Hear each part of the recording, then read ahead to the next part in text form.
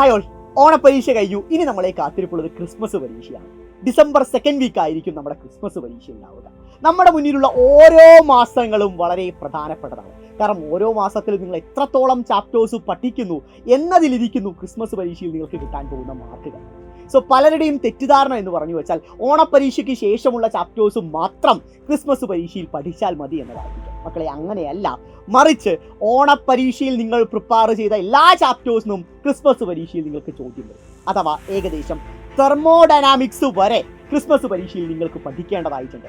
ആ പറയുന്ന 11 ചാപ്റ്റേഴ്സ് എങ്ങനെ പഠിക്കണം, ഓരോ മാസത്തിലും എത്ര ചാപ്റ്റേഴ്സ് പഠിക്കണം എന്ന കാര്യമാണ് നമ്മൾ ഇവിടെ ഡിസ്കസ് ചെയ്യാൻ പോകുന്നത്. ആദ്യം, ഇപ്പോൾ നടന്നുകൊണ്ടിരിക്കുന്ന ഒക്ടോബർ മാസമാണ്. ഒക്ടോബർ മാസത്തിൽ +1 ഫിസിക്സിന് ഏറ്റവും കുറഞ്ഞത് ഒരു 4 ചാപ്റ്റേഴ്സ് എങ്കിലും നിങ്ങൾ പഠിച്ചിരിക്കണം. ഓണപ്പരീക്ഷയ്ക്ക് ശേഷമുള്ള ചാപ്റ്റേഴ്സിനാണ് ഇനി നിങ്ങൾ പ്രയോറിറ്റി കൊടുക്കേണ്ടത്.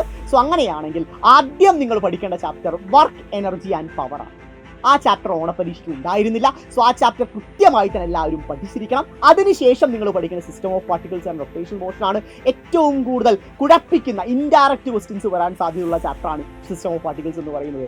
അതിനുശേഷം ഗ്രാവിറ്റേഷൻ, ഏറ്റവും വെയിറ്റേജ് കൂടിയ +1 ഫിസിക്സിൽ തന്നെ ഫ്ലൂയിഡ്സ് കഴിഞ്ഞാൽ ഏറ്റവും വെയിറ്റേജ് ഉള്ള ഒരു ചാപ്റ്ററാണ് ഗ്രാവിറ്റേഷൻ എന്ന് പറയുന്നത്. അതിനു പുറമെ മെക്കാനിക്കൽ പ്രോപ്പർട്ടി ഓഫ് സോളിഡ്സ്. ഈ പറയുന്ന 4 ചാപ്റ്റേഴ്സ് ഉറപ്പായും ഒക്ടോബർ മാസം എൻ്റെ മക്കൾ പഠിച്ചിരിക്കും. ഇനി നവംബറിലോട്ട് കാണാം.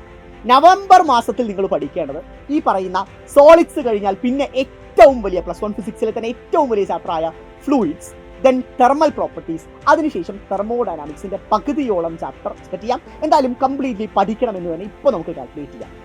3 ചാപ്റ്റേഴ്സ് ആണ് നവംബർ മാസത്തിൽ നിങ്ങൾ പഠിക്കേണ്ടത്.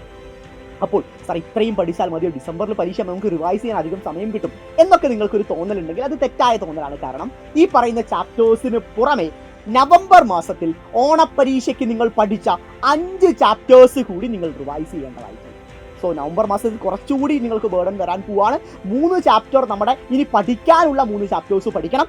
അതിന് പുറമെ ഓൾറെഡി പഠിച്ച 5 ചാപ്റ്റേഴ്സ് നിങ്ങളൊന്ന് ബ്രഷപ്പ് ചെയ്തെടുക്കാം. അങ്ങനെ നമുക്ക് ഒക്ടോബർ നവംബറിൽ 11 ചാപ്റ്റേഴ്സ് പഠിച്ചെടുക്കാം.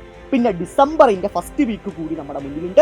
ആ ഫസ്റ്റ് വീക്കിൽ ഈ പറയുന്ന 11 ചാപ്റ്റേഴ്സിലെ ക്വസ്റ്റ്യൻസ് കൂടി നിങ്ങളൊന്ന് റിവൈസ് ചെയ്യാം. ഈ ഒരു സ്ട്രാറ്റജി എല്ലാവരും ഒന്ന് ഫോളോ ചെയ്യുക. ഞാൻ നിങ്ങളോട് ഒരേ ഒരു കാര്യം പറയാനുള്ളൂ.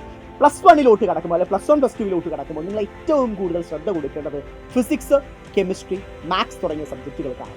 ഏറ്റവും കുറഞ്ഞത് ഒരു സബ്ജക്റ്റിന് ഒരു ദിവസം 1 മണിക്കൂറെങ്കിലും നിങ്ങൾ സ്പെൻഡ് ചെയ്യണം. അത് ഈവനിങ് തന്നെ ആവണമെന്നില്ല, മോർണിംഗ് ആണെങ്കിൽ കൂടി 1 മണിക്കൂറെങ്കിലും അറ്റ്ലീസ്റ്റ് നിങ്ങൾ സ്പെൻഡ് ചെയ്യണം. അതിനേക്കാളും കുറഞ്ഞ് സാറേ എനിക്ക് 1 മണിക്കൂർ സ്പെൻഡ് ചെയ്യാൻ പറ്റില്ല, എങ്ങനെയാണെങ്കിലും പ്രശ്നമില്ല. അങ്ങനെയുള്ള കുട്ടികളാണെങ്കിൽ ഒരു മാസം ഏറ്റവും കുറഞ്ഞത് 20 മണിക്കൂറെങ്കിലും നിങ്ങൾ ഒരു സബ്ജക്റ്റിൽ സ്പെൻഡ് ചെയ്യും. അത് വലിയ ബേർഡനുള്ള കാര്യമല്ല. അപ്പോൾ ഓരോ മാസത്തിലും ഏതൊക്കെ ചാപ്റ്റേഴ്സ് ആണ് പഠിക്കേണ്ടത് എന്നൊരു വ്യക്തമായ ധാരണ നിങ്ങൾക്ക് ലഭിച്ചു എന്ന് വിശ്വസിക്കുന്നു. അതുപോലെ തന്നെ എപ്പോഴാണ് റിവിഷൻ ആരംഭിക്കണം എന്നൊരു കാര്യവും നിങ്ങൾക്ക് ക്ലിയർ ആയി പ്രതീക്ഷിക്കുന്നു. ഇതുപോലുള്ള വീഡിയോസായിട്ട് നമ്മൾ വീണ്ടും കണ്ടുമുട്ടാം. ഈ ഒരു വീഡിയോയെ പറ്റിയുള്ള ഫീഡ്ബാക്കുകൾ ഉറപ്പായും കമന്റ് ചെയ്യുക. എത്രത്തോളം നിങ്ങൾക്ക് വർത്തായിരുന്നു, യൂസ്ഫുൾ ആയിരുന്നു എന്ന കാര്യവും കമന്റ് ചെയ്യുക. ലിഞ്ചനായി തന്നെ